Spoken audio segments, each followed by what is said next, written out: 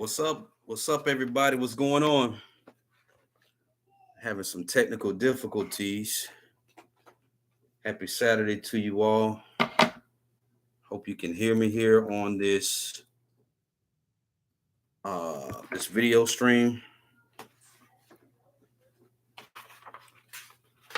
We are here today to just do a little bit of Q&A for those that have some questions that may want to come out and ask some questions about, you know, how to get rid of, really just digestive issues, bad breath, halitosis, body odor, just really how to live a overall healthy life. What's up, Mercy? Mercy Grace from Georgia. Georgia's in the house. Shout out to Georgia. All right. So welcome everybody. This is gonna be informative. You're gonna be able to get some value from this video. So if my uh, internet goes out, I'm in a back room. I don't see why it would, but if my internet goes out, just bear with me. Um, but let me know if you can hear. If you can hear me, just type a one in the chat box so I can know that you all can hear me. HH, what's up? Greetings. Awesome, awesome, awesome. Okay, now this session or segment is for you all. Okay, so the more you ask questions, the more you um, participate, the more that I have to go off of. All right, in terms of answering questions that you all may have. If you're brand new, welcome. We used to do these live hangouts every.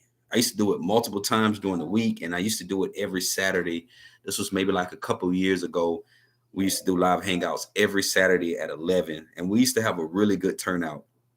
And then life happens. I got very busy, and I wasn't able to uh, sustain every Saturday. And then I eventually had my kiddos, and it was just like the timing.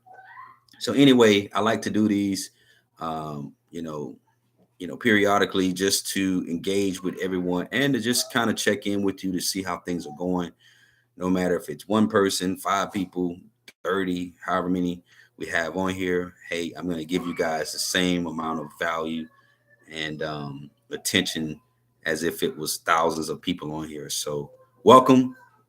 Um, if you're brand new, is anyone on here brand new? Like you've never engaged on a live here with me, or you're new to the channel? Just let me know that you're new. Because we get all types of names, and some names I'm familiar with, but some names I'm not. So if you're brand new, just let me know. Okay. All right. Cool. Cool. So everybody's pretty much have either been on a live before, or we've had some type of interaction within the community. Awesome. Awesome. Okay. All right. So it may get just a tad bit loud because I got my boys playing as usual, but I asked them to kind of keep the noise down. So what I'm going to do is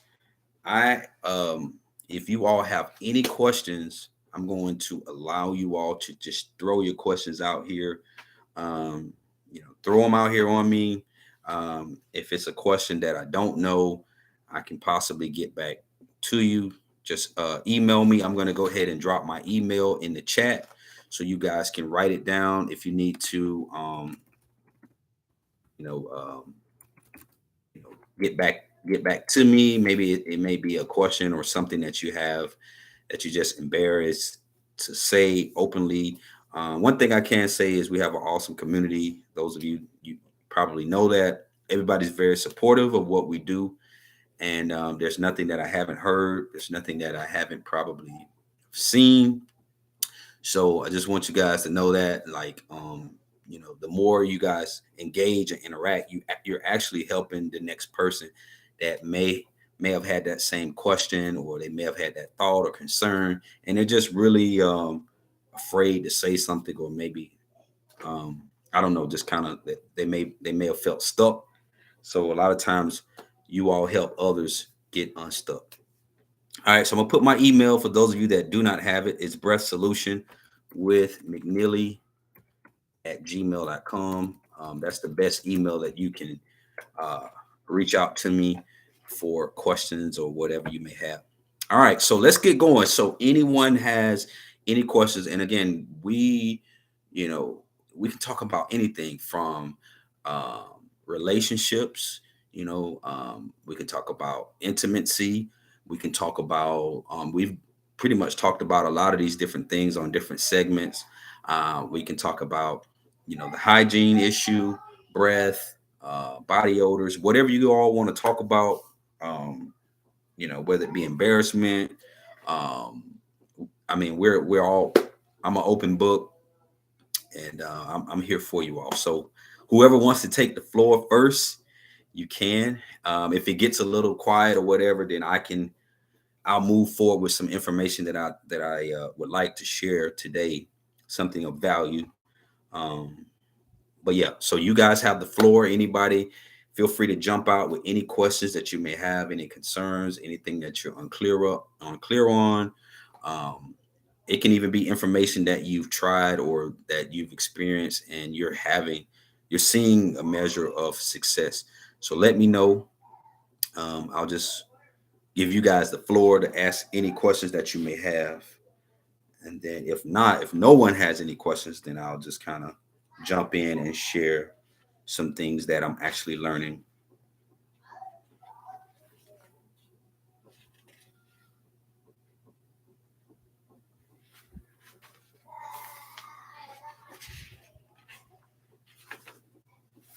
All right. So everybody's being shy today. No one has any questions.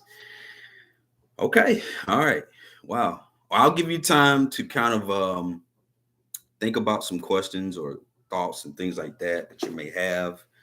Um, but today, what I want to do is I wanted to share with you all um, this amazing book. I highly recommend that you guys get it. It's actually not that expensive on Amazon.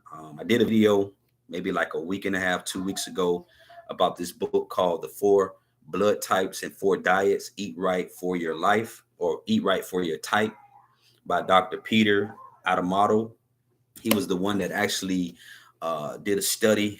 His father was a nutritionist, and they found some groundbreaking information based off of testing different uh, people. And when his father went and I guess passed on, he picked up the work and really learned more about human beings, and learned a lot of just about how our DNA and our blood and how that has an effect on our health. So I'm not done. I kind of bounced around because I wanted to just kind of get to some key pointers. And again, feel free to stop me if you guys have a question. Just type, and I'll just stop. I'll answer the question, and then I'll just try to pick back up where we are. All right. So yeah. So definitely, you want to get your hands on this book. I'll try to leave a link in the description box. But this book was only like $4. Um, it was no shipping, so not bad. I think it's used, but this is a really good reader, and I'm still kind of brand new to the book, so we'll dig into a little bit of this. I'm gonna bounce around a lot, but if you all have questions, make sure you guys just throw it out there. All right. So H says, "Is baking soda effective against bad breath?" Okay. Well, I would say yes and no. The yes part would be from baking soda does a really good job with alkalining or alkalizing uh, you know, the mouth. Even though it's acidic, it still has a alkaline effect on the system. So let's say, for an example, if you use baking soda to to use it for oral hygiene. Some people use it for oral hygiene. It's going to really alkaline the mouth, the tongue, and a lot of times when you use it, um, it creates that salivary flow that you normally struggle to have, or you normally don't have. Um, you may have seen some videos where I have consumed some of it. I don't recommend consuming it every day, because what it can do is it can reduce the stomach acid from the gut or within the gut. So it can reduce it. Um, however, um, I wouldn't recommend that you consume it, like drink it every single day. All right. So in terms of, is it effective against the bad breath? It has some effective properties, but it's not the cure all. That makes sense. It's not the cure all for bad breath, but you can see a lot of times when people brush with it or when they consume it, sometimes you'll notice a difference in terms of, um, if you're someone that struggles with acid reflux or heartburns and things like that, you'll notice relief. You'll notice it from that point of view. But it's not the cure all. You still, like, even if you use it, you still will, you'll still have work to do. You'll notice that you'll still have some work to do. But people do see temporary relief from just using it. But that was a great question. Great question. All right. And you guys make sure you throw questions out here at me. All right. So the reason why I went this route in terms of this book, um, again, I highly recommend you all pick up a copy of it, is because what I was starting to notice as I coached many people, um, and there will be, I ask a lot of questions when I'm coaching, when I'm doing one-on-one consultations with people. I'm asking about them. Sometimes I may ask about their family, like, I'll ask things like, is there anyone else in your family that has this issue with bad breath? Like, some people might say, oh, well, my father had an issue, or my mother may have had an issue, but my other siblings don't have an issue. Um, so, after doing a lot of studying and researching and just kind of picking people's brains, just looking at different scenarios, because I get scenarios where people will say, hey, I'm the only one in my immediate family that has this issue. My brother doesn't have this issue. My sister doesn't have this issue. My mother doesn't have this issue. Um, there's a difference, there is a difference. And so I believe the blood types, your blood has everything to do with why things may be different for you versus other people. All right. So, yeah. So basically, I'm just going to flip around and just kind of educate you all. So, to let you all know, there's four types of blood. Okay. So you've got the type O blood, which type O comes from their, they say, according to this book and the information, that type O's was pretty much here from the beginning of time. They were more of the meat eaters. I hate to say it like that, but they were the ones that actually killed their meat, fought, and killed their meat, and colonized, certain areas, and they just did mostly hunting, right? So those were the O types. They were kind of like here from the very beginning. And again, I'm just paraphrasing. I'm not going to go all the way in depth because this stuff can take all day. But so they were kind of like the ones that were here first. And then you have the type A, right? And type A's came on the scene. And actually, let me go back to the roadmap here to help me stay on guide with this thing, because this stuff is like, it's crazy. All right. So type O, they are the meat eaters. They have a hardy digestive tract. We had a subscriber on here that would say he calls it a cast iron skillet. So he's like, I know people that have a cast iron skillet gut where they can eat whatever they want and they don't have any issues with breath, smells, or anything like that. So those are normally, like, a lot of times you can kind of pick them out. They're the ones that don't struggle with a breath issue or body odor or gut issue. They're normally able to eat anything they want to eat, wake up, and there's no issue with breath. So those are normally called type O, which is the hunter. So they were like, they came on the scene like way back, in the very beginning. right? And they have an overreactive immune system. Now, they can be intolerant to dairy or dietary and environmental adaptations. O types, they respond best to stress with intense physical activity. So, what you'll notice about O type, O blood type people, um, they have to have an intense physical activity to help them to reduce stress. And it requires them an efficient metabolism to stay lean and energetic. Okay. And we're not going to cover all of them. I think I want to cover more of the A's today, um, but we'll cover the O's. We'll cover each one as we go. And guys, thank you for the questions. Keep coming with them. All right.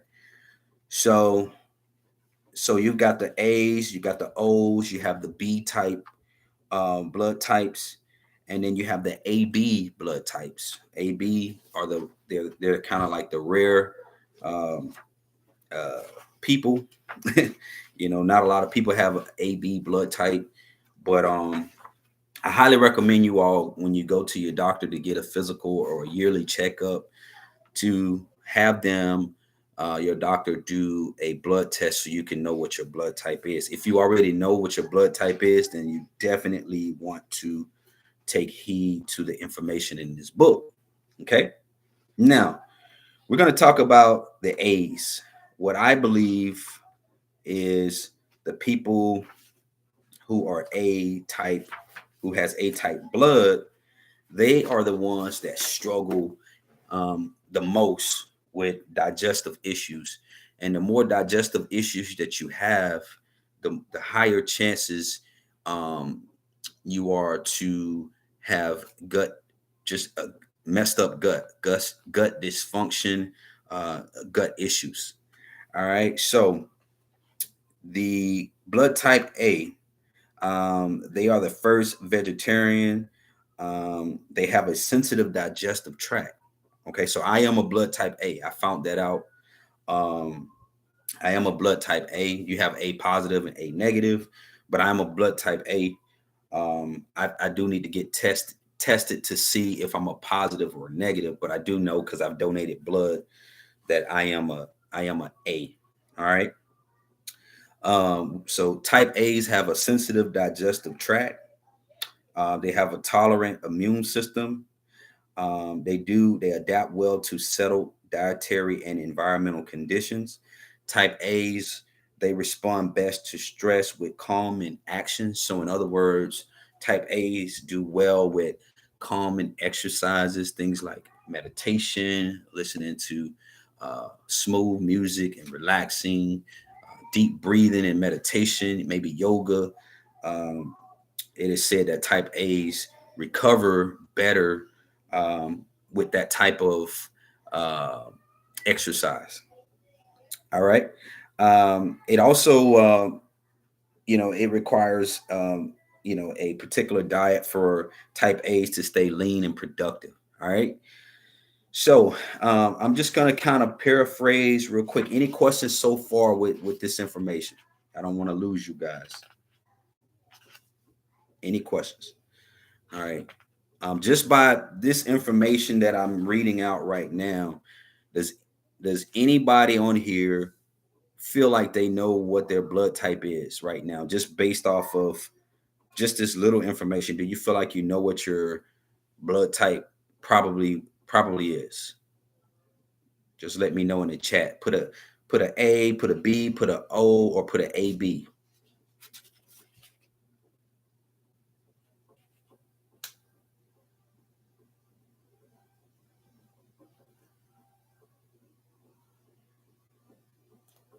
O positive. Okay. Mercy Grace say O positive. Okay. Okay. That's cool. Cool. Cool. All right. A plus. Ask BJ. That's good. Okay. Good. Good. A positive. Good. Good. Wow.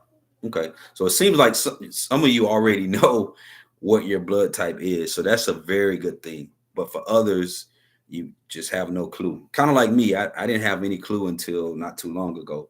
But um, some of the information I'm going to give you, I think is going to help you all along the way.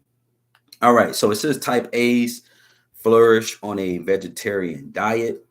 So they do well with that type of diet. Now, I know if you live in the US and just other parts of the country, um, I know there's a lot of meat, there's a lot of like animal protein, a lot of processed foods that is pushed in the marketplace, and it's easily accessible, and it's not the best for type A's. All right, it says type A's are biologically predisposed to heart disease, cancer, and diabetes. All right. So automatically, if you're type A, odds against you. All right. Which I don't think is fair, but there's, I guess, reasoning behind that. All right. It says if you follow this diet, you will supercharge your immune system and potentially short circuit the development of life threatening diseases. All right. So it says you will naturally be thinner on a type A diet. So for type A's, when you just eliminate animal protein, you're going to automatically lose weight. All right. Because your body is not consuming the fats from the meat. All right. It says while animal foods speed up type O metabolic rate, excuse me, and make it more efficient, they have a very different effect on type A. So type O's is actually supposed to have, um, you know, animal protein. All right, according to his study. All right, but type A's, they struggle when you eat meat, especially when you eat red meat. All right. So here's why. So it says type A's ultimately store meat as fat. So when you eat meat as a type A, you automatically store it as fat. All right. And the reason for the difference between a type A and a type O is this: it's the stomach acid. So when someone asked about baking soda, if you consume that every day, it's going to reduce your stomach acid. Whereas a type A, you need to be increasing your stomach acid. So this is why I always tell you guys when you go to the doctor, and let's say you go to a GI doctor and they diagnose you with acid reflux, what they're going to do is they're going to give you a PPI, pump prohibitor medication, which is designed to reduce your stomach acid. Well, if you're a type A, you definitely don't need to reduce your stomach acid. It's just not wise. It's not good. So if you reduce your stomach acid, now you're that much more susceptible to uh, gut discomfort, diseases, bacterias, and things like that. All right. So type A's have a low stomach acid content, and basically, it's very difficult to maintain a healthy lifestyle, a healthy life that you really want. Also, for type A's, it says dairy foods are also poorly digested by type A's, and they provoke insulin reactions. All right. In addition, dairy foods are high in saturated fats, and it can compromise the heart and lead to obesity and diabetes. So people that have a type A blood, you're not able to effectively break down dairy, right? So a lot of people eat cheese, pizza, all of this stuff that's dairy related. It's very difficult for your system to break it down, which in return could cause or could be the reason why you smell or you have these stinky smells in the nose, the throat, and stuff like that. Okay, so you really really want to focus in on um, you know a type A diet. All right, any questions? All right, let's see what we got. I don't want to lose you all.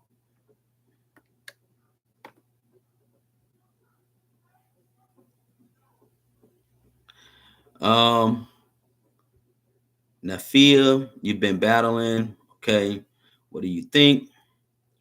Yeah, we just got to get to the bottom of, your symptoms. We got to figure out what your symptoms are, and kind of come up with a game plan to reduce the symptoms that you're having.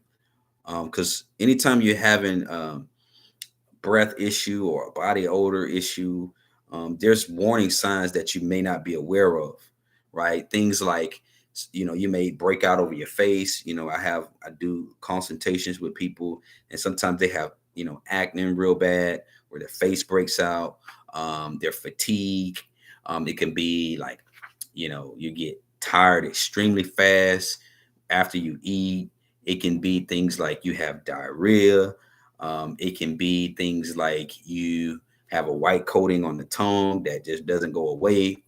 It can be things like you're bloated, or you feel gassy, or you feel full, like overly full. It can be so many different warning factors. So I always encourage you all to just kind of jot down, like after you eat something, how did you feel? Do you feel energized, or do you feel sluggish and sleepy and tired? Um, you know, anytime, you're having these symptoms, just write it down and make a note in your journal. You need to go to the store, get just a food journal, a journal just strictly for food, and just start documenting and writing down things um, that has an effect on you. All right. It could give you like indigestion or heartburns, or maybe your breath smells worse when you eat something. You want to just take a note of that, write it down. Okay. uh Mercy Grace says, my breath stinks every time I eat. I can drink water and eat ice and it still stinks. I tried oil of oregano, call it silver, and pre and probiotics. I can no longer shop in public. Okay. All right, Mercy. So what we want to do, Mercy, is we got to get to the bottom of what symptoms you might be having. Because if you have a overproduction of bacteria in the system, I'm going to recommend that you do not take probiotics. All right. And prebiotics starting out, the goal would be to let's go ahead and try to kill off the bacteria first. All right. You don't want to add good bacteria to a system that's already overpopulated with bacteria. You got to kill off the bacteria first, and then once you killed it off, and that comes with healthy eating, adjusting your diet and nutrition, anywhere between 14 to 21 days, maybe 30 days of doing that. Then after that, going back in, reassessing how you feel, and adding those healthy probiotics and prebiotics back into your life. Um, what happens a lot of times, if you take a probiotic and a prebiotic and you haven't really killed off, taking the right amount of time to kill off these bacteria, how you know you've killed off these bacteria, um, smells should go away and change. Your taste should change, and smell should go away. Mucus should go away. All of the inflammation, the signs of inflammation should reduce itself and go away. Also, what else? The physical symptoms like the bloatiness, the stomach cramps, the pain, things like that. All of that should go away within that time frame. Once you're able to identify that, then you can start to add those healthy prebiotics and probiotics back into your life. Other than that, you're going to be wasting time trying to kill things off. All right. So that's good. This is good stuff, guys. Good stuff. Make sure you throw your questions at me. So I'm just reading from the book. And again, if you guys came on late, we're talking about the 4 blood types, the 4 diets, eat right for your type. I recommend you guys get this book. This book only cost me like $4, and that included shipping on Amazon. I'll leave a link below in the description box for you guys. Other than that, I'm not sure what regular price is, probably like $20, maybe something like that. But this book has been out for a while, since like 1996. It's still a bestseller. And I'm just going to encourage you guys to start shifting your diet according to your blood type. I believe that when you do this, you'll see maybe a major change. All right. And there's a lot of truth to this, because I didn't follow this diet, but I think the way I did things. So in other words, the way I remain on my maintenance is I go vegetarian or vegan for a certain amount of time, and then I may incorporate some animal protein. But if I eat animal protein today, I'll skip either a day or 2 days before I eat animal protein again. So that's kind of what was working for me. And as I started looking at this diet plan, and I'm going to read some of the things out to you guys, um, I noticed that we were kind of I was kind of doing some of the things like similar, not all the way, but it was working well for me. All right, working well for me. So it says so the foods that let me just move over. All right, so they talk about the foods that encourage weight gain and the foods that encourage weight loss. So basically, we're going to talk about meats and poultry. So it says if you're blood type A, lean red meats. For the men, your portions should be anywhere between 4 to 6 ounces. All right. And if you are a woman and children, the meat, this is for red meats. Now I know a lot of people don't eat red meats, um, this is just something to be mindful of. Poultry, I'm sorry, lean red meats 2 to 5 ounces for women and children. For men, 4 to 6 ounces. So I always tell you all, look at the portion amount that matters. Like just in general, you shouldn't be overeating animal protein. If you're eating it, you just I know most people don't measure how many ounces they have, but you really should try to get into a habit of portion control, especially with animal protein. Now, African Americans, if you are male, all right, or woman, if you are A type, it says for red meats, you need to be anywhere between 0 and 1 time per week. So there's 7 days in a week or 6 days in a week, depending on how you calculate it. If you're African American, you can only have red meat once if you're a type A. If you're Caucasian, 0 times, 0 times for the week, no red meat at all. And if you're Asian, because we have people from all over the world watching these videos, 0 to 1 time per week of red meat. Again, men, 4 to 6 ounces of red meat. If you're Asian, 1 time a week. African American or African, all right, 1 time. If you're Caucasian, no times. All right, poultry. Um, if you are a African American male, again, same thing, 4 to 6 ounces for men, 2 to 5 ounces for women and children. You can have it 0 to 3 times a week. Caucasian, 0 to 3 times a week. This is poultry.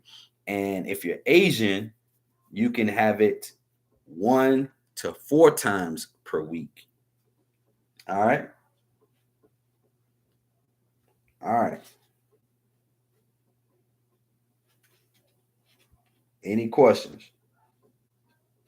So again, the trend in fast food restaurants seems to be bigger with more fat and calories than ever before. It says, but no matter the current trend, I urge you to look at the type A diet guidelines with an open mind. All right. So this is just from his findings and his studies. And we're talking about Dr. JD Adamato. All right. Now, he says that let me just paraphrase real quick, and you guys can come on with your questions. JC 300, what's up? Says Asians, Asian Eastern Indian, and Asian Chinese. Yep, yep. So okay, where we at? I'm just making sure that you guys are good. Everybody good? Everybody straight? Let me know if you guys are learning anything here. Okay. Um, so this was very like, I know this kind of comes off nerdy, but look, man, it's all about our health and just trying to make life-changing choices. And I think with consistency, that's the key for all of us. That's been the key for me, just staying consistent. Um, People ask all the time, do I have to eat like this forever?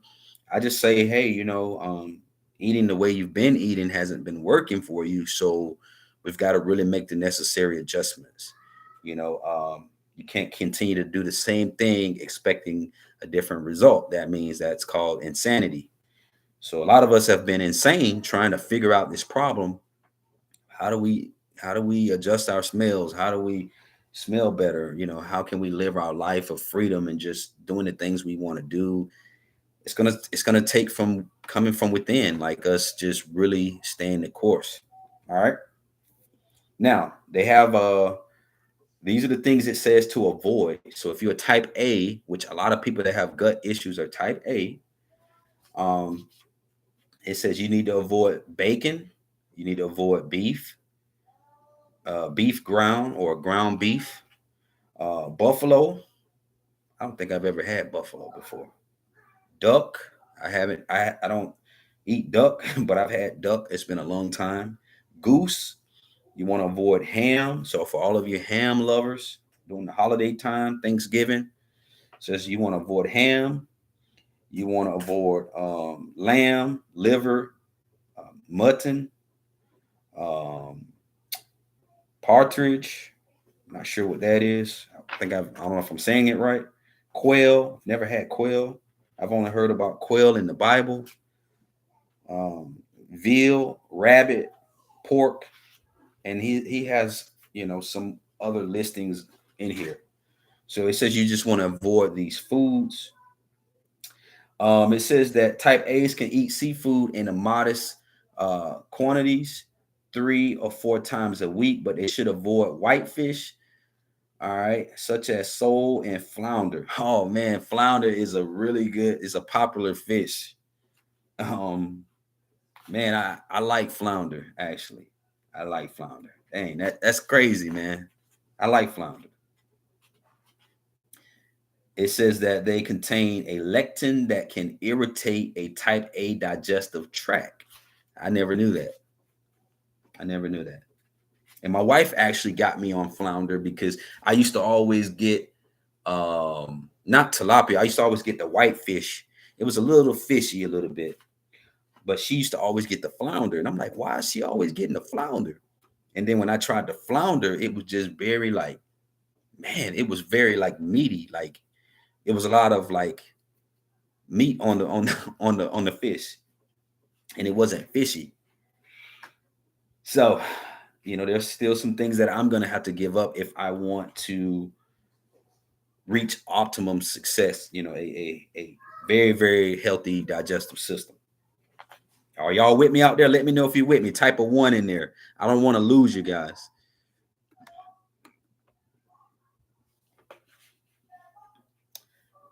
Nayafaya, I don't know if I'm saying that right, says, for me, it's phlegm that's in my throat and head. Any help? Of course. Um, I've been insane about this. My self esteem is down. We're going to get you right. Okay, you guys are with me. Cool, cool, cool. Is this stuff pretty cool or not? So, Nafaya, I guess is it Ebola? Ebola? Um, yeah, so a lot of it is going to have to do with the diet that you're eating. And it has a lot to do with this. So so certain foods that your blood type is not going to agree with is going to cause mucus. So I've done videos about mucus and talking about certain foods that's going to cause mucus, but I believe this is the missing link as to why does it cause mucus though, because you may have a sibling or a mother or father that can eat whatever is causing you mucus, but they're not having mucus. Like they're not hacking and spitting and coughing and they're not tripping. So it has a lot to do with the way your digestive system. Again, it goes back to your stomach acid. So Ebola, one of the things I would recommend you do is start to focus on increasing your stomach acid. When you increase your stomach acid, that's going to help with reducing. Well, first of all, that's going to help you digest better digest the foods that you're eating. All right. When you increase stomach acid, there's several ways to do it. You can use apple cider vinegar, dilute it, mix it with water. That's more of a natural version. Apple cider vinegar is acidic. However, it is very, very good for reducing the stomach. I mean, increasing the stomach acid. Excuse me. You want to increase your stomach acid. You don't want to reduce it. You want to increase it. If you have a lot of mucus and phlegm, you want to increase your stomach acid. And when you do that, that's going to help with your digestion, better absorbing the foods and nutrients that you're eating. When you have low stomach acid, your body's not able to take in the nutrients like the zincs, the magnesiums, the irons, the phosphates, all of your minerals. You're not able to, your body's not able to absorb that. And so when you're not able to absorb that, your system goes into a state of inflammation. It just basically, that just means it's just going out of control. All right. And yeah, yep. Crystal Higgins, what's up? Says I was told gallstones can be a cause as well. Yeah, exactly. Your gallstones can be an issue. Yep. Your thyroids, when everything is off, you, it has your entire system, the way it operates, everything operates in unison, right? So when something is off or is not right, things is just going to stop working properly. I mean, and it'll start with the symptoms, but a lot of times when we've been eating a certain way all our life, we just figure, hey, we've been dealing with this all our lives. Oh well, we just have to continue to deal with it. But really, it's just your body telling you, hey, I need help. Hey, I need support. I need some support. All right. Ebola says, I took your advice on the ACV, apple cider vinegar. I've been taking it for 3 weeks. How long do you think I need to take it? Well, let's ask this. Do you take it at least 2 to 3 times per day? And then if you are taking it, has your diet changed? You got to look at what is it that you're eating. So I always tell people, if you eat breakfast, some people don't eat breakfast. Breakfast is just a break fast. Really, if we're really designed to eat once per day, but I know the way we've been raised, traditionally we do breakfast, snack, lunch, snack, and then dinner, and then sometimes you'll eat something after that. So it's a lot of eating. So when you're eating all of these meals and you're over consuming calories, you're over consuming the ounces of whatever it is that you're eating, you're not giving your system time to process that, take that in. A lot of times people lay down on their food after they eat. They'll lay down. Oh, I'm going to lay down. You lay down. You can't do that. You gotta eat to where you're like 80% full. So like it's almost as if you still can eat. You still feel hungry. So mucus can come from just overeating. It can come from eating late and then laying down. It can come from what you're eating. So it can come from a combination of things. You know, so yeah, you just want to be mindful of that, and you want to eat in moderation. Portion control is, I always hear that portion control. You may still be hungry. You may feel like, hey, I can eat the whole box, but don't. Portion control. It's important. So it just depends on what you're eating for breakfast, lunch, or dinner. Sometimes, if you're if you're A blood type and you eat a bunch of bread, like biscuits in the morning, like biscuits and bacon and sausage and cheese and eggs, like every day, multiple times a day, then you're eating rice, and then you're eating, some people eat a lot of rice, which is high in sugar, right? High in sugar, and which you can end up having a different issue, candida. All right. So yeah, so that's kind of what I would do. Is I would look at what it is that you're eating on a regular basis, and after you eat it, let's say the next day, just take notes, like write it down. Okay, I ate this for breakfast, this for lunch, I drank this, I drank that.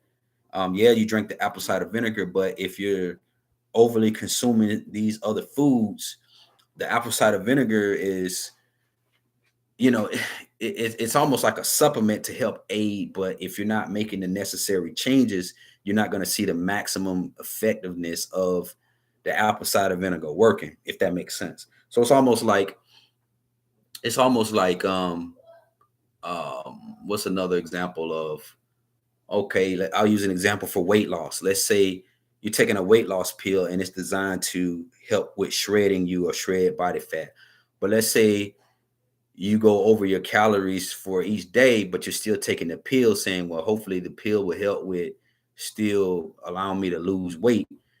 You're not going to see the effectiveness of the pill because you're still over consuming whatever it is. All right. So it's the same thing. So you just want to look at your diet. All right. So we're going to get back to we're still on type A's.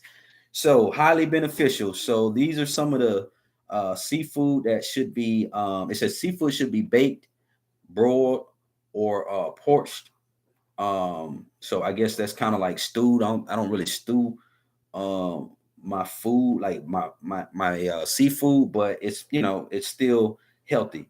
No fried. I'm from a southern background where they fry everything. They dip it in flour or cornmeal and they drop it in grease.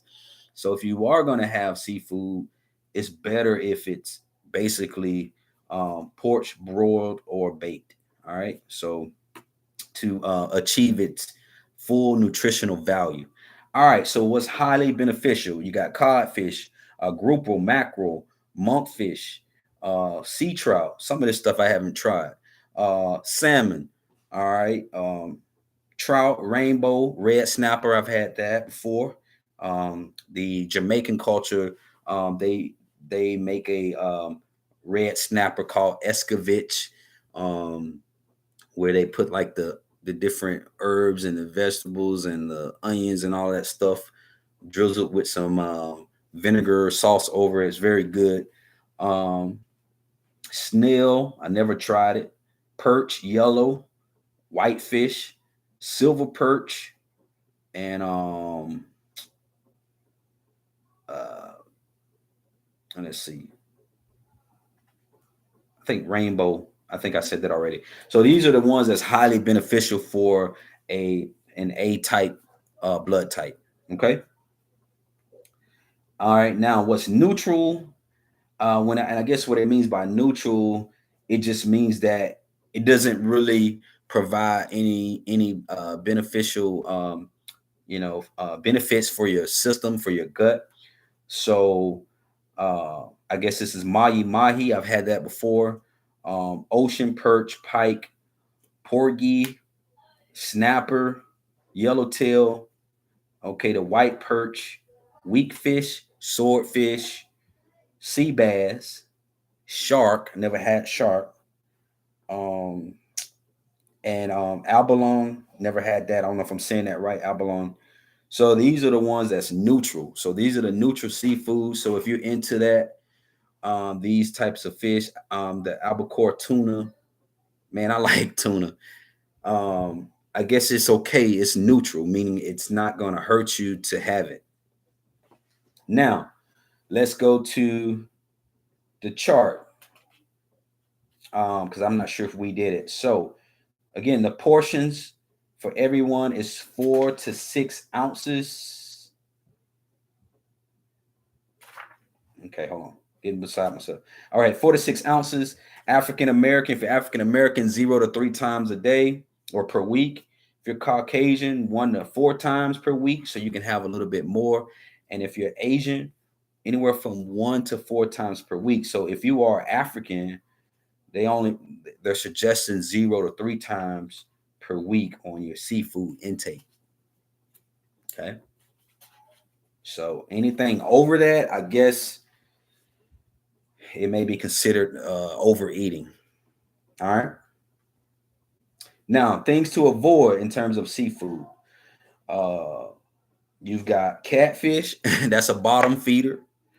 Conch, I got some friends from the Bahamas. They love conch. Clam, wasn't really big on that, but some people like it. Bluefish, bluegill bass. And we do a lot of fishing here in Florida. So yeah, the bluegill bass are well known. And what else? Crab. Oh man, they got me, man. Daggone crab. We were just gonna do a crab boil, crab fest. I think next week we were gonna do that. So crab, eel, crayfish, flounder. We talked about that. That's also a good one of mine. Frog. I didn't know frog is in the seafood category. Not necessarily. I guess it's the animal protein. So frog, avoid, gray sole, uh, hellbutt, scallops, oysters, octopus, mussels, lox, smoked salmon, lobster, herring, herring fresh, shad, shrimp. So for those of you that like shrimp, gotta let it go if you're A type. If you have an A blood type, squid, strip bass, tilefish, and turtle. Okay. So does that make sense? And again, you guys get your own copy of this book. This is what I'm referencing. Um, and there he's done a lot. He had, I don't know if he's still doing it now, but he has a private practice where he's helped heal a lot of people from just gut issues, man. It's powerful. So um this is gonna be a big one, eggs and dairy. Now,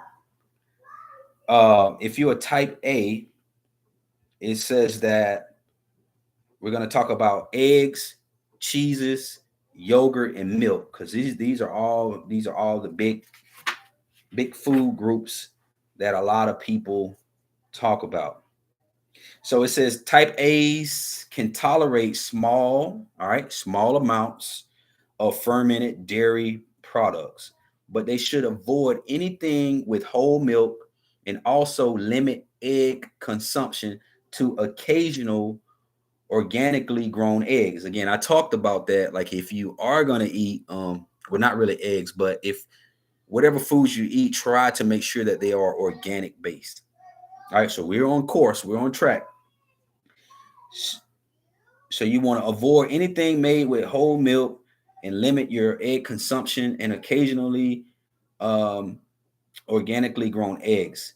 It says this will take some planning as the Western diet is eggs, butter, and cream oriented, cakes, pies, cookies, and ice cream being big favorites. So a lot of people I've always heard say, oh, after I eat this cookie or I eat a brownie, the next day when I go to work, my breath smells worse, or it just lights up a room even worse. So my thoughts to that is maybe your system. Again, it goes back to your system. It goes back to the bacteria uh, intake of what's already been going on in your system or with your system. Um, so it's so many different factors. All right. It says a type A choices should be yogurt, kefir, non-fat sour cream, and cultured dairy products.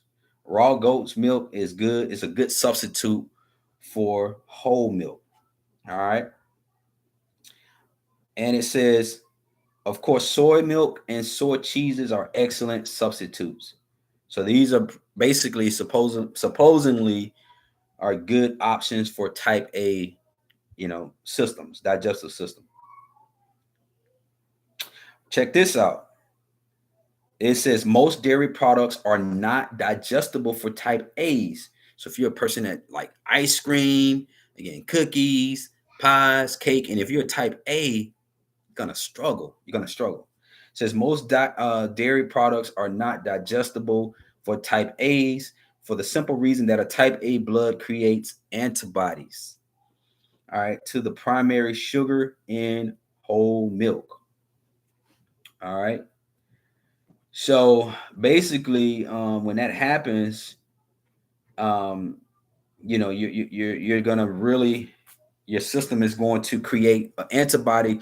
Is going to basically tell your system that it has some type of invasion going on. All right, we kind of talk about this as well. You have like food triggers. right? That's what an antibody is. Your body's going to think that it's being harmed with something, and it's going to start setting up these defense mechanisms. So this goes back to uh, uh, Yibo, Yeboah, what you were saying about the mucus.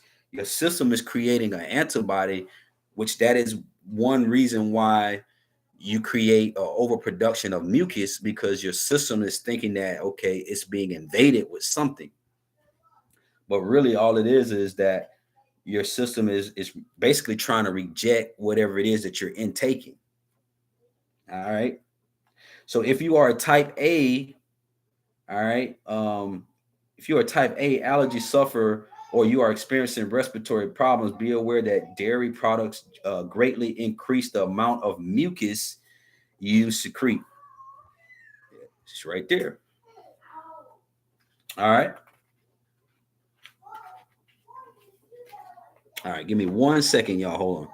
Make sure you put your question.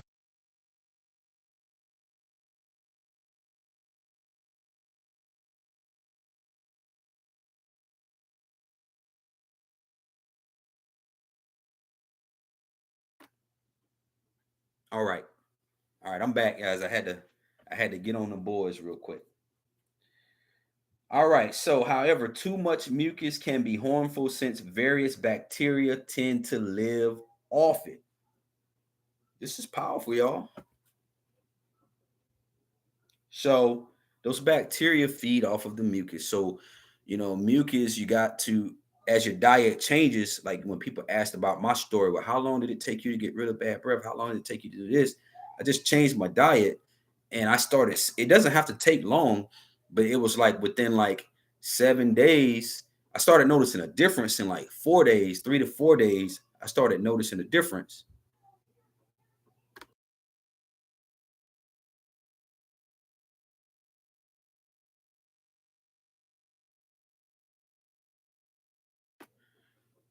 All right. So it says an overabundance of mucus can lead to allergic responses, infections, and respiratory problems. So this is why I'll use myself as an example. When I used to eat like a cookie, I remember being in high school, and I used to eat. They used to have these baked uh, chocolate chip cookies, and they would go around and they would sell them $3, $4, and it was for a fundraiser for either like the soccer team or the baseball team. Whatever sport was in season, they would come around and have these bake sales, and they would have the big chocolate chip cookies.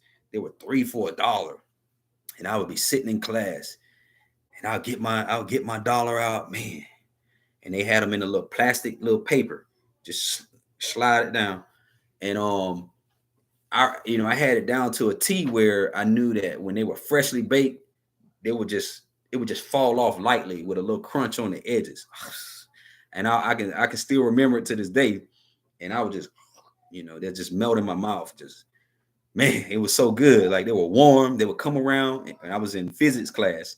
I remember having physics class, like my first period. I think I was in like the 11th grade, something like that. And they would come around with the baking pan cookies, and I'd be like, "Hey, I want one," and I would get the $3, $4, and I would just, man, and like right after, like literally, like I would say probably I would give it like maybe like 15 minutes or less. I started producing like this mucus where I would be hacking all day. And so I would just be chewing gum all day, gum, gum, gum, gum. Just my mouth would be so dry. But just imagine everything we just covered, right? The eggs, the milk, and some other things. I'm sure like the flour and the wheat. I mean, we'll get into that. All right. So, real quick, let's jump into eggs. So, eggs, if you're Caucasian, 1 to 3 times per week. It didn't say egg whites, it said eggs. Me, I prefer egg whites. I don't know. Whenever I eat it, it's just, to me, it flows better. So if you're Caucasian, 1 to 3 times per week. If you're African, 1 to 3 times per week. If you're Asian, 1 to 3 times per week. This is if you have an A type blood type. So we're all the same across the board for all of the A's. Now, cheeses, this is where it can get different. And I've noticed this just by watching people and having Caucasian friends. My Caucasian friends, they can eat cheese whenever. Like it seems like it doesn't bother them. If you're Caucasian, 2 ounces. Okay, now let me say this. Let me back up. For the eggs, it's one egg. You can have one egg, not two, not three, not four. One egg up to 3 times per week. Right? So we're all even across the board. So one egg, not two. Now, if you're for cheese, only 2 ounces of cheese. If you're African, 1 to 3 times a week. If you're Caucasian, 2 to 4 times per week. That's crazy, right? So they can actually have cheese, like if let's say if you're gonna eat it, 2 to 4 times per week. All right. And if you're Asian, you're not supposed to have cheese at all. If you don't believe me, this is it right here. All right. All right. So yogurt, 4 to 6 ounces. If you're African, no yogurt. That's crazy. No yogurt. I like yogurt. I don't eat it often, but from time to time, my wife has it in the house, And again, she's an O type blood type. Um, if you're Caucasian, 1 to 3 times per week, you can have yogurt. And if you're Asian, 0 to 3 times per week. All right, 4 to 6 ounces. And for milk does not do well. You need 4 to 6 ounces. That's the portion if you're going to have it. If you're African, no milk at all. Caucasian, it says 0 to 4 times per week. I don't know why it says 0. So I guess if you don't consume it at all, you're going to be still fine. But up to 4 times per week. And if you're Asian, y'all in the same category as the Africans. All right. What y'all think about this stuff, man? Let me see where are we? Where can we get the book? So Calvin, you can order it online with Amazon. I'll leave a link below in the description box if you want to order it from Amazon, or you may be able to go into your local bookstore. Like you can check with your library to see your library may have it, because this is an old book. This book has been out for a while, since like I think 96. Yeah, so but I bought this book for $4. I just had to wait for it to come. It took a little longer, not too long, but maybe like a week. I didn't have to pay any shipping for it. All right, so where are we? Let's see. Ferguson says, when I touch my tonsils, it smells foul. Is that phlegm that's smelling? Yeah, so it can be like the phlegm is just the after result of it, but it could be those bacterias. Those bacteria carry sulfur gases. So the goal would be is to get the phlegm down, kill off those bacteria, get the phlegm down. It's the phlegm is going to go away automatically. It's really like nothing. There's things you can supplement and take, like again, increasing your stomach acid, taking hydrochloric acid, taking like apple cider vinegar. Those things you can do those things, but the root of it is going to be shifting the diet, changing the diet, and you're gonna notice it. It's just gonna happen on its own. All right. Same thing with tonsil stones. People that have tonsil stones, when you shift your diet, change your diet, you're gonna notice a difference. It's just you're not gonna have them. You're not gonna have the tonsils. They're not gonna form. Um, so yeah. Akash say food starts to rot in the stomach if we don't have enough acidic or acid. That's correct. Yep. It will and so type A's, if you just came on late, if you're a type A, if you have a type A blood, automatically off the top, right? You were already just created with lower stomach acid. Why that is, I don't know. I mean, he goes into it in depth, but I don't know why we all are not created the same in terms of our gut anatomy. So yeah, so it's really interesting. Um, all right. So, any questions so far? ACAS is a AB. Okay. I'll get into. All right. I'm gonna speed this along. Is there any other ones you all want me to cover real quick? As I don't want to go too long. I'm not gonna read everything. I'm just kind of jumping around to the main stuff. So let me know what you guys think. So again, we should avoid yogurt, kefir, and non-fat sour cream and stuff like that. Um, and it just says that most dairy products are not digestible for type A. So we have to work harder to digest foods, whereas other people they don't. And so if you're not digesting these foods, you're gonna smell. You can smell up a room, or over time, you have body odor, all types of things, right? You can even not even talk and start smelling. So there's just it affects everybody differently. Okay, type O, type O, type O. Okay, so we're gonna jump to type O. So definitely you got to get the book. And it just talks about the cheeses to avoid: American cheese, blue cheese, butter, buttermilk. Man, that's in a lot of good stuff. All right, and it's the list. The list goes on. So we're gonna go to type O's. Let me flip really quick. And this thing is deep because it goes into cereals, it goes into beans and legumes. I mean, everything. Breads, muffins, um, breads and crackers. I can tell you right now. Um, what's highly beneficial for people would be Ezekiel bread and soya flour bread, sprouted, and wheat bread, rice cakes.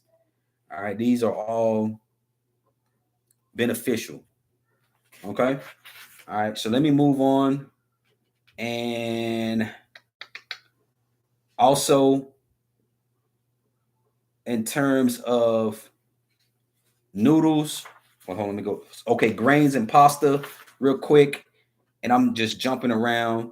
What's good for you is buckwheat, oat flour, rice flour, rye flour, uh, noodles, saba pasta, and so yeah. So those are some that you want to look into. All right. So let me go to the O's real quick because I know we got some O's on here. Lisa Connor, what's up? Welcome. Lisa's a O positive. So let's see. Let's see what's up with the O positives. Because the O positives have been around for a long time. They were like the first on the scene to start our food change. Basically the revolution of food started with the O. All right, so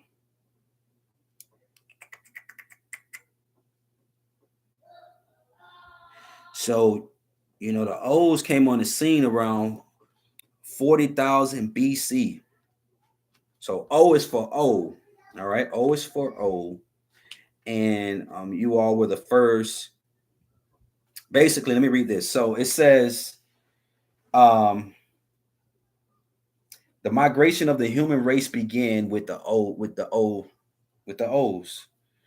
and it says by 30,000 BC, it said bands of hunters were traveling farther and farther in search of meat. So what was happening was when the O's came on the scene, you all, I hate to say you all, I don't want to come off offensive, but this is really cool. This is history. So the O's were fighting, they were hunting and things like that. And as they continued to grow and populate, they began to fight each other and basically kill off each other for territory for the food. And then um, so that's kind of what happened. So then hunters were traveling farther and farther in search of meat. It says when a shift in the trade winds um, began to happen, basically the fertile hunting land in the African Sahara basically it started to shift. So the Africans came on the scene, and then of course the Asians. So they were just kind of moving about from different lands, trying to explore and find this meat. You know, And so let me just jump real quick because I don't want to prolong everything here. Hold on. So this is really good stuff, guys. All right, hold on. Let me go to the, and I'm still fairly new into the book, so I'm just jumping around. All right, so page 51 is for the O's.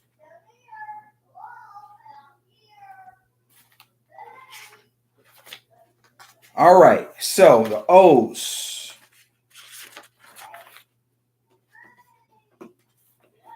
Says type O's thrive on intense physical exercise and animal protein. Is that true, Lisa?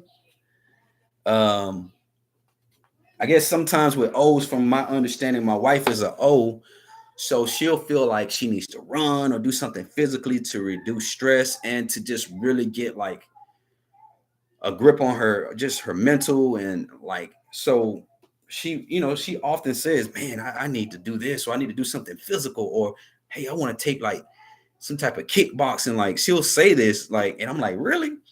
Um, and so I think this has a lot of truth just by knowing her, knowing a O. Yep, Lisa says yes. Wow. So this is cool. Like she'll feel like she'll say, "Man, I feel like I can't breathe," or like I need to do something physically. You know what I'm saying? She will say this often, like when she's not working out, and that's basically the blood needing to, do its thing. It needs to rejuvenate through physical exercise. All right. So let me bounce around real quick, guys. Thank y'all for your patience here, because I haven't gotten through this book. So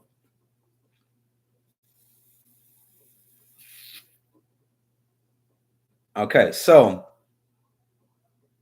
the body. Let me skip around. Let me just get right to it. There's so much good information, man. It's crazy.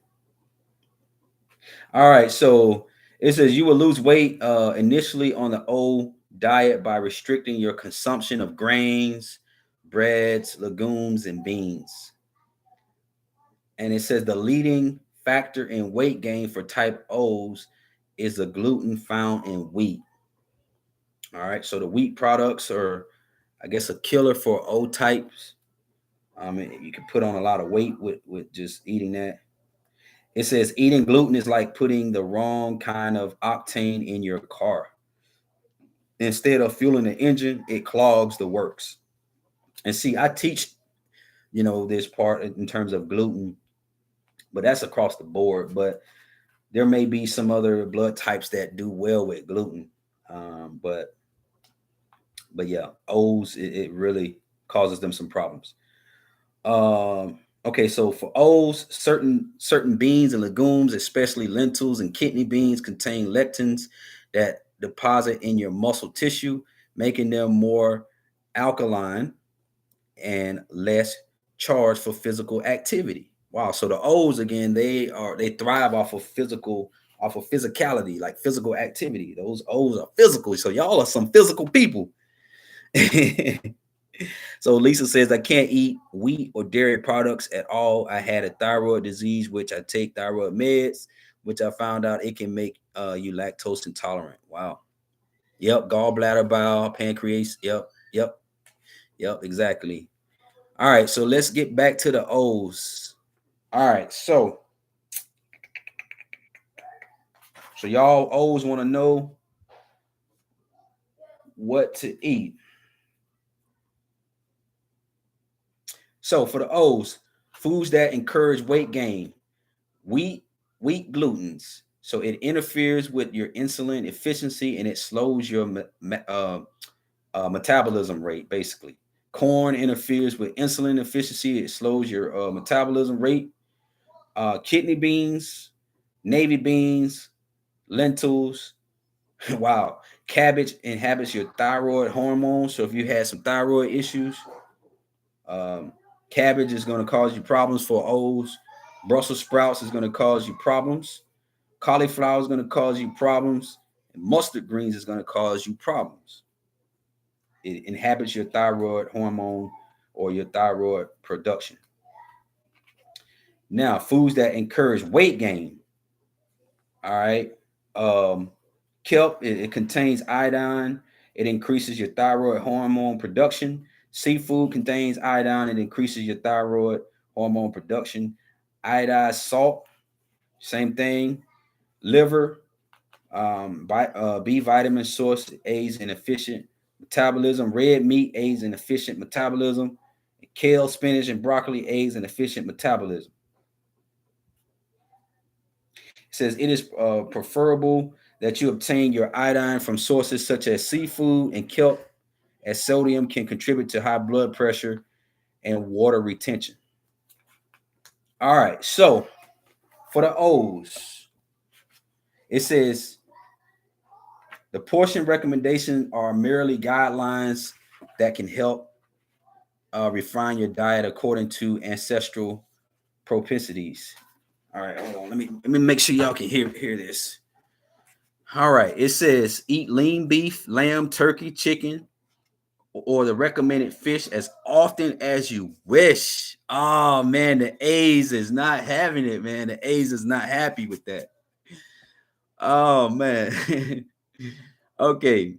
It says the more stressful your job or demanding your exercise program, the higher the grade of protein you should eat. But be aware of your portion sizes. So you still have to be aware of your portion control. All right. It says our ancestors didn't feast on 16 ounces of steak. Meat was too precious and scarce for that. So try to consume no more than 6 ounces at any one meal. So 6 ounces of meat for the O's. It says, however, you must be careful to balance your meat proteins with the appropriate vegetables and fruits to avoid over acidification. So again, these meats are acidic, but your guts, your digestive system has an increased amount of stomach acid. It says with the appropriate vegetables and fruits to make sure that you're not over acidifying in your system, which can cause ulcers or irritation of the stomach lining. So because you have a higher amount of stomach acid, you all have to have a balanced diet so that you won't get ulcers and things like that.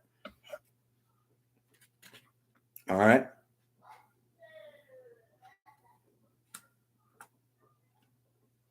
It says the gene for type O developed in Africa, and your ancestors were the original type O's. Wow. It says you benefit by refining your protein consumption in favor of the varieties of meat that were available to your African ancestors.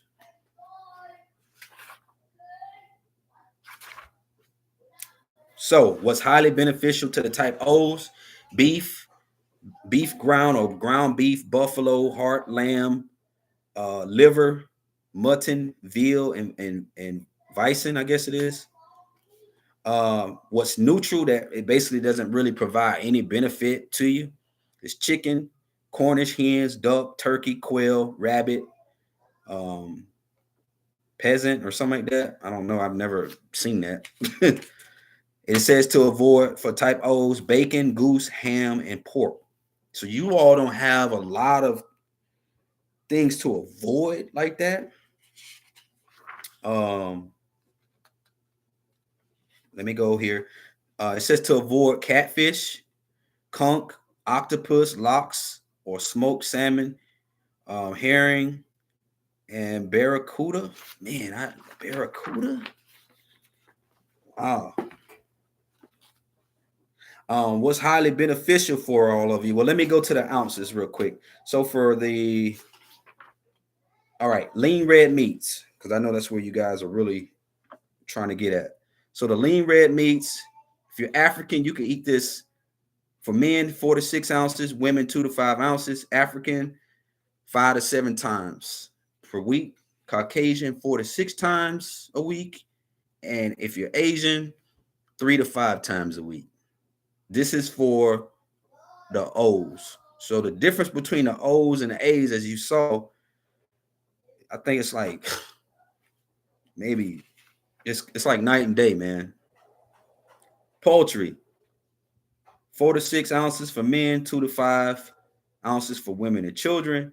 If you're African, 1 to 2 times a week. Remember, chicken said it was neutral. It doesn't really provide any benefit for your blood, for your system. So I see why it's 1 to 2 times per week. Caucasian, 2 to 3 times a week. And if you're Asian, 3 to 4 times a week. What's y'all thoughts about that? Yeah, very interesting. Very interesting. All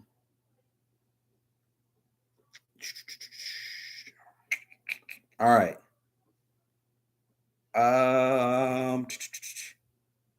So seafood, all seafood, 4 to 6 ounces. Let's see so basically. If you're African, you can eat 1 to 4 times a week. Caucasian, 3 to 5 times per week. And if you're Asian, you can eat 4 to 6 times per week. So Asians actually, that makes sense why Asians eat, a lot of seafood. It's 4 to 6 times per week. If you're a type O. All right. Very, very interesting.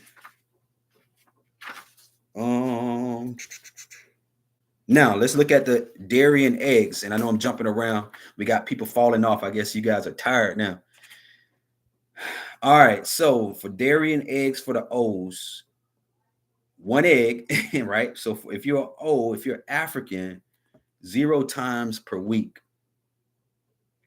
If you're Caucasian, 3 to 4 times a week. And if you're Asian, you can have 1 egg 5 times per week. Cheese. If you're African, 0. Cheese just doesn't do well with the Africans. Caucasian, 0 to 3 times per week. And if you're Asian, 0 to 3 times per week. Yogurt. If you're African, 0. Okay. Yogurt, 0. If you're Caucasian, 0 to 3 times a week. And if you're Asian, 0 to 3 times a week. And for milk, if you're African, 0 times a week. If you're O type, if you're Caucasian, 1 time a week. And if you're Asian, you can have milk 2 times a week, according to these testing and his studies. Now, there have been some studies that have said that all blood types would benefit from a vegan or a vegetarian diet. So there's been some, conceptions and theory about that, but for the most part, this is his findings. So for O type, this is very interesting. What's neutral to your system, because you have a high amount of stomach acid, what's neutral to an O is butter. Remember, butter is not going to work well with an A because you have lower, it's very, you have a lower stomach acid. So butter, when you consume butter, it becomes neutral in your system. Again, when you're neutral, if you look at the pH food chart, what's neutral is like a 7.0. So if you're neutral, you won't smell. You shouldn't be smelling it if you're neutral. Feta or goat cheese, mozzarella, soy cheese, soy milk, that's neutral. Now, good dairy, it says good dairy alternatives. It would be soy milk and soy cheese. Now, it says to avoid, though, if you are a O, it says to avoid American cheese, blue cheese, buttermilk, casein, which is in milk. Casein is a hormone. Cheddar, cottage cheese, cream cheese, goat milk, ice cream, kefir, what else? Parmesan, provolone, ricotta cheese, I guess it is, skim milk or 2% milk. A lot of you all buy the 2% milk. Swiss cheese, whole milk, yogurt, all varieties of yogurt, string cheese. And there's a long list. So it says to avoid those things if you are O. But you possibly, so if you are O and you've been having some breath issues or gut issues, possibility that you're eating some foods on this along these lines that's causing you some issues. Um, Cod liver oil is a neutral fat for you, oil and healthy fats. Sesame oil and canola oil is neutral for O. Highly beneficial for O is the olive oil and linseed or flaxseed oil. It says avoid corn oil, cottonseed oil, peanut oil, and safflower oil. All right. And it goes on to the nuts and the seeds. So what do y'all think about that, man? I'm tired. Got me reading. Y'all got me reading, y'all, like we're in school. What y'all think about this information? Let's see. Let's get some feedback. I don't want to lose y'all. I want to get some feedback from you all. So what's y'all thoughts so far from just this information? We looked at the A's and the O's. Okay, AB. Ash said AB. He wants the AB. All right, let me do AB. This is going to be a real quick one for AB though, because I know y'all are burnt out. I don't want to lose you all. So ABs came on the scene later. It's a rare. I remember reading something that said that the ABs are a rare. It's a rare group. Hold on. So let me find the ABs. While I'm finding the ABs, let me know what y'all think about what we talked about. So remember, we got the O's, we got the A's, we got the B's, and we got the ABs. All right. So 186. So when I think about the ABs, I know we didn't cover B's, but when I think about the ABs, I would have to say the ABs is going to be a combination of the A's, but also the B's. So that's, I can just automatically, because I haven't read the B's yet or the ABs, but that would be my thought process. It's going to be a combination of both. All right. So 186. And you guys can probably go to your library. They may have this book there, and you don't have to even buy it. But I got it for $4.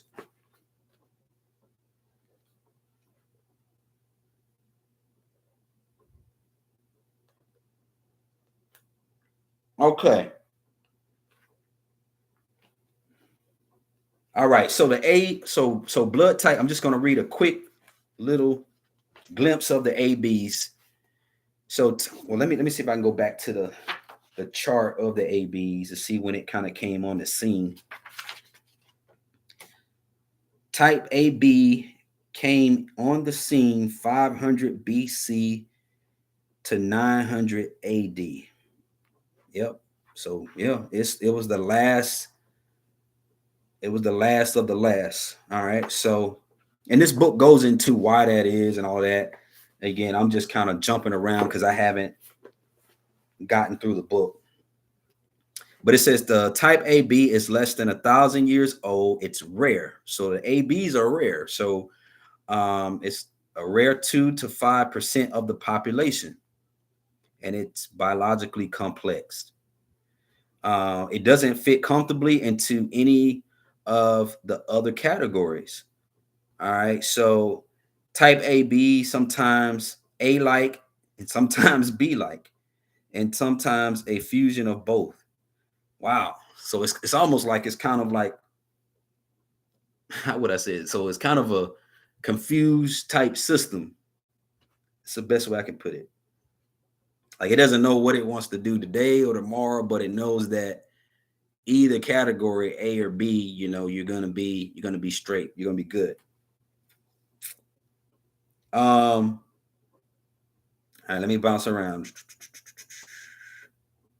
It says type AB diets requires that you read your foods list very carefully and familiarize yourself with both the type A and type B diets to better understand the parameters of your own diet.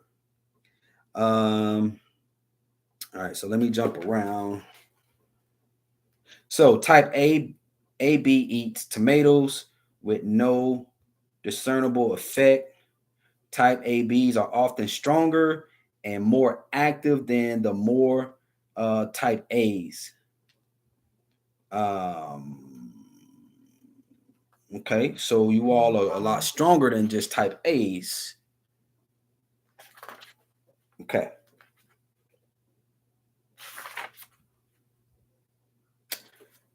All right, so hold on. So let me go down. So for weight loss, you should restrict your consumption of meats, eating small amounts that you can supplement with vegetables and tofu. All right, so your type B propensities cause the same insulin reaction when you eat kidney or lima beans. My grandma used to cook lima beans, corn, buckwheat, or sesame seeds. All right, so it says type ABs lack the severe reaction of a type O and a type B to wheat and gluten. So let me read that again. Type ABs lack the severe reaction to type O's and type B's to wheat and gluten. So you all may be able to eat wheat and gluten, and it may not have that big of an effect on you. It says, but again, for weight loss purposes, you should avoid wheat, which tends to make your muscle tissue more acidic. Type ABs utilize calories most efficiently when your tissue is somewhat alkaline.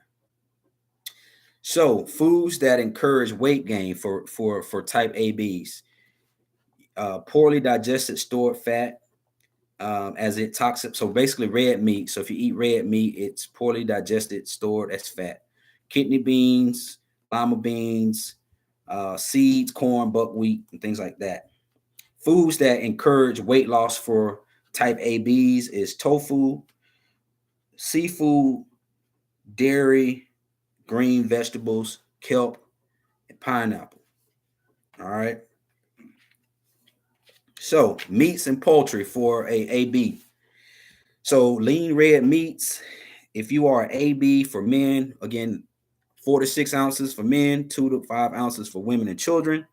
If you're African, 1 to 3 times a week.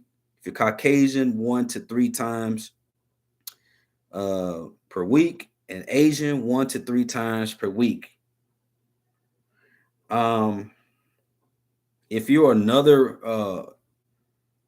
race, I didn't think about that until now.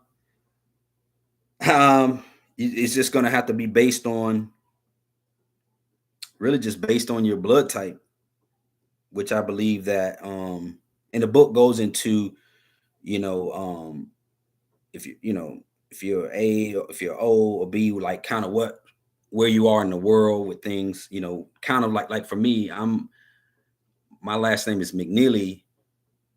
Even though I identify with the African Americans, the McNeely is Irish. So some of my people somehow, some way they migrated, and I'm part Irish, part Indian. So I don't know. You just got to kind of go with what you can go with, what fits you. But the book goes more in detail as to likely where you were probably from, or your all the way down your genetic line where they were from. All right, poultry for type AB. If you're African, 0 to 2 times a week. Caucasian, 0 to 2 times a week, and Asian, 0 to 2 times a week.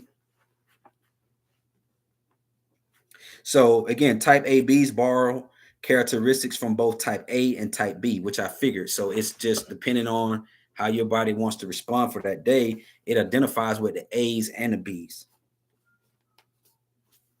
It says type ABs need some meat protein, especially the kind of meat that represent your bee-like heritage, such as lamb, mutton, rabbit, and turkey instead of beef. So some ABs you may, and we can find this out right now. So a cash, let me ask you this: do you eat lamb, or do you eat mutton or rabbit? Um, like, is that something that you all commonly eat? Or if you've never tried it before, let me know. Black Plumber, what's up? The name of the book is called Eat Right for Your Type. Eat Right for Your Type. This is a very good very good um lesson that we're going over. Very powerful.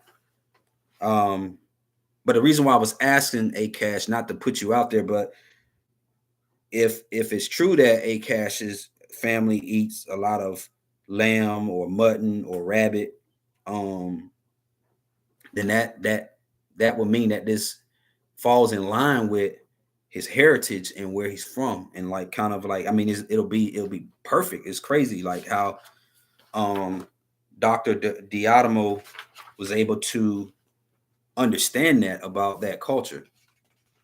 I'm Asian Indian. I'm Asian Indian. Okay. All right. So what's highly beneficial for AB type blood is lamb, mutton, rabbit, and turkey. Liver is a neutral, has a neutral effect on your system.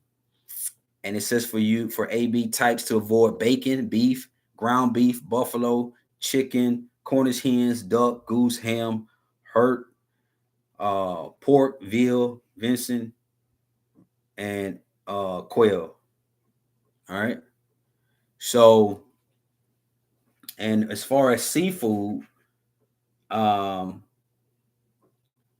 if you're African, you can eat it 3 to 5 times a week. If you're Caucasian, you can eat it 3 to 5 times a week, and if you're Asian, 4 to 6 times a week. Um, Now it says for type ABs that a wide variety of seafoods is an excellent source of protein for you. Like type A, you have trouble. It says you have trouble digesting the lectins around that are found sold in the flounder. So you have to be careful with that. And it says type A is suspected has a higher chance of breast cancer, I guess, for the women. So if you have a family history of breast cancer, it says introduce snails into your diet. The edible snail, it basically contains a powerful lectin that is going to help with like uh, reducing the cancer cells, and it goes more in depth to that. So the AB type people may have family that struggle with cancer or breath breast cancer. All right, so it says that what's highly beneficial is the albacore tuna, codfish, grouper, I guess it's hike or hake, mackerel, uh, mahi mahi, monkfish, uh, red snapper, I guess it's rainbow trout, pike, packerel, ocean perch, snail, sea trout, sardine, and that's pretty much it. All right. Eggs. Okay, let's see where we at. I'm gonna jump to the eggs. All right, eggs for the ABs, 1 egg per day. If you're African, 3 to 5, Caucasian, 3 to 4, and Asian, you'd be 2 to 3 times a week. All right, so 1 egg, 3 to 5 times, Caucasian, 3 to 4 times, Asian, 2 to 3 times. Cheese, only 2 ounces. Asian, do 3 to 4 times a week.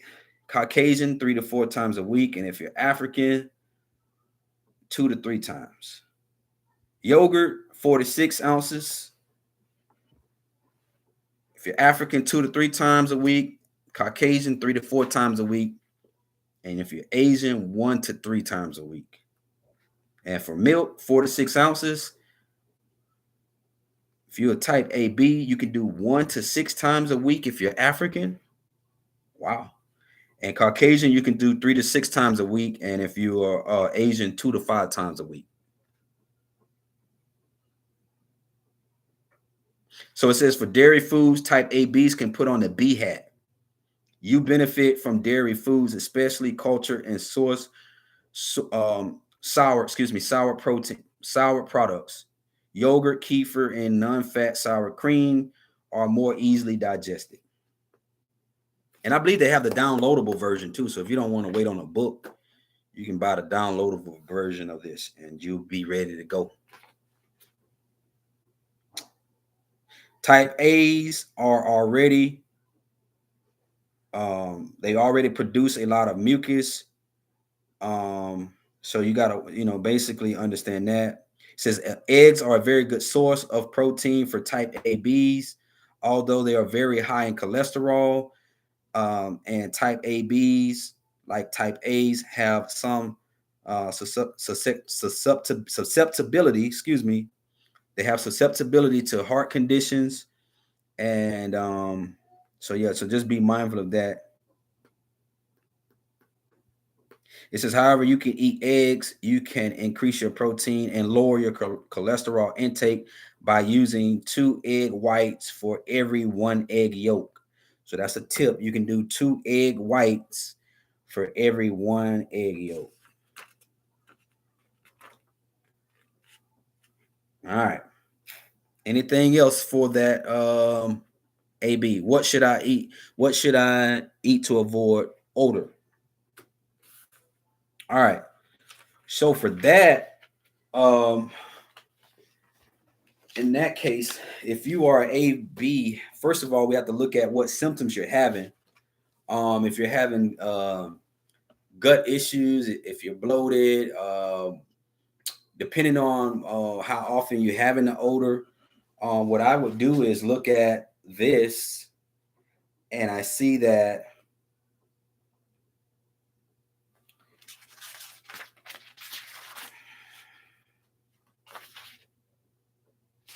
So we would have to, so to reduce the odor, we're gonna have to, obviously, this would be the main kind of diet for AB and for any other blood type.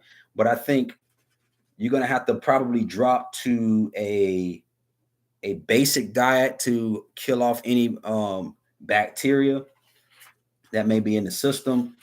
Um, it could be a combination of things. It can be if you have IBS, irritable bowel syndrome. If you have like discomfort, bloatingness, gassy all the time, you could basically have SIBO, which is small intestinal bacterial overgrowth. That comes from you know people that have an overgrowth of bacteria in the system, in the gut, and it leaks into the small intestines. When that happens, you produce what's called methane or hydrogen, that produces from the bacteria in the system. So the goal would be to kill that off. Um, the way you would kill that off is just simply adjusting your diet. You would even have to adjust it from this because, like, for example, diets that's high in like carbs and things like that, you would have to stay away from those starting out. And then a lot of fermented, like for examples, for type AB, it says things like broccoli, cauliflower, collard greens.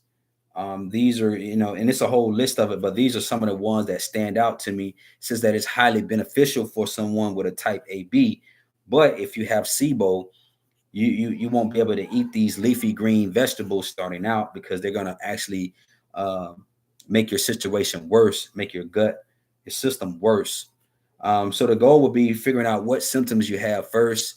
If it's bloatingness, if it's constipation, are you pooping every day? Are you going to the bathroom every day, multiple times a day, or are you going to the bathroom every other day, a couple days out the week? Um, you got to look for to assess the warning signs behind what's going on with you, and then from there, we can kind of guide you in terms of cost. You can determine what's what based on like your symptoms. So AB you can eat. You have a good variety of options. However, like for example, if you have candida, your issue may be candida. Candida is an overgrowth of bacteria in the system, so you would need to be on a candida diet. So even though cherries, cranberries, dried figs, fresh figs are are beneficial to a type A and a type B blood type, it may not be beneficial for someone that's dealing with candida. All right. Yep. So mutton's very rare. I eat chicken. All right. What should I eat to avoid the odor? Boom, boom, boom. Digestive. Okay. So dry mouth. Yeah. So dry mouth is just also, it could be a combination of, your system needing the proper minerals. Again, so when your digestive system is not working, not properly functioning, you'll know based on the warning signs: bad breath, gas, bloatedness, either very fatigue, tired, sugar cravings. Sometimes if you eat a lot of sugar, that can make your mouth dry. If you're consuming a lot of caffeine or caffeinated drinks or sodas, can make your mouth dry. Um, Also, when your gut or system is not properly alkaline with the right pH, how is that possible? Through your diet, through your nutrition, through um, your zincs, through your magnesiums, through your irons. If your system, your gut is not properly absorbing those things, that can cause dryness of the mouth, just the texture, the dryness. So what you want to do is you want to get you a vitamin B complex. You want to take magnesium and zinc. Those supplements are going to alkaline your system. When your system is alkaline, naturally your body is going to uh, produce. It's gonna produce, and it's gonna function properly. It's gonna function the way it should, which would be your mouth not feeling dry, your salivary glands flowing, like everything is flowing in unison.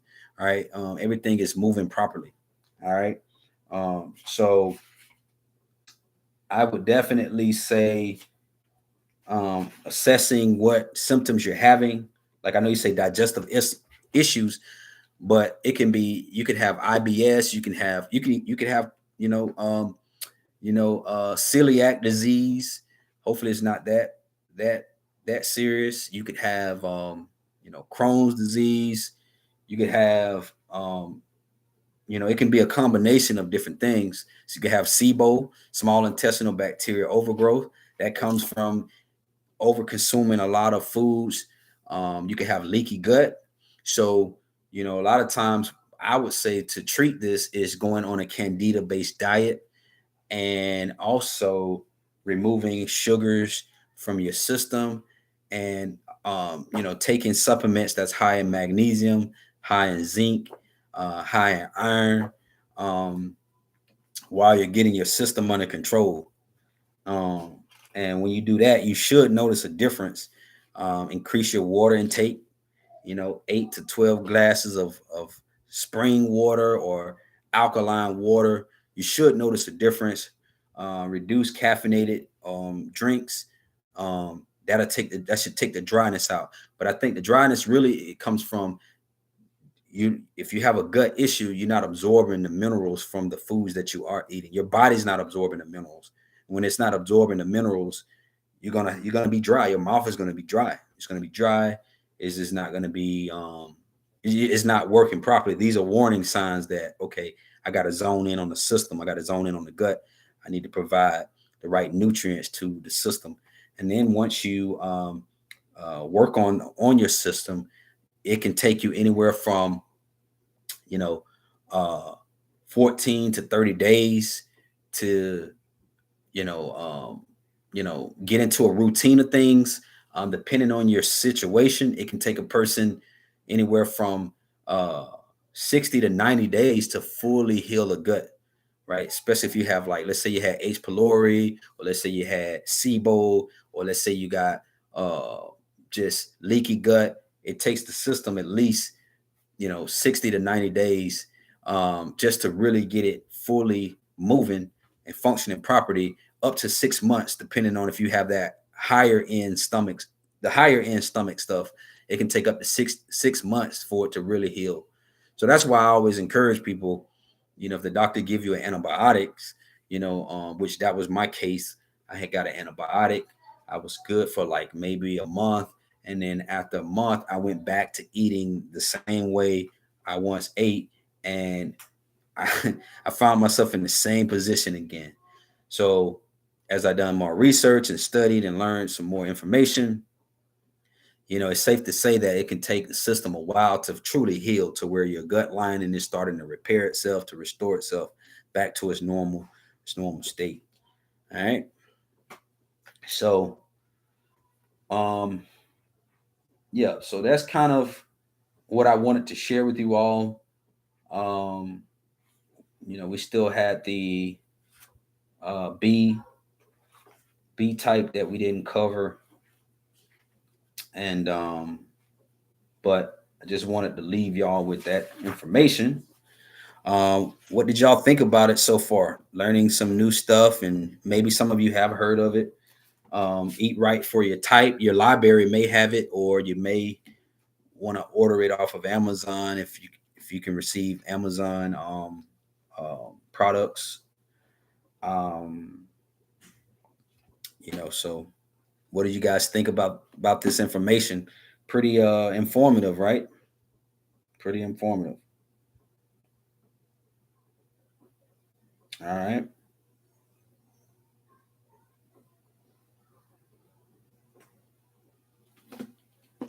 All right. So any questions? Anybody wanted to share anything? Any feedback? Uh, I appreciate all of you all for hanging out. We had a good little turnout. I know we're about 2 hours into this thing, so we're gonna get ready to go. But I really enjoyed interacting with all of you and just sharing some information that I'm learning. Um, it's all about really just learning and growing.